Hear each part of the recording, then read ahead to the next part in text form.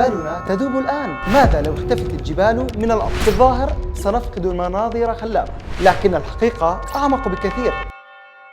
الجبال هي صمامات أمان الكوكب، تخزن الثلوج وتوزع المياه ببطء لتبقي الأنهار حية والمزارع خضراء.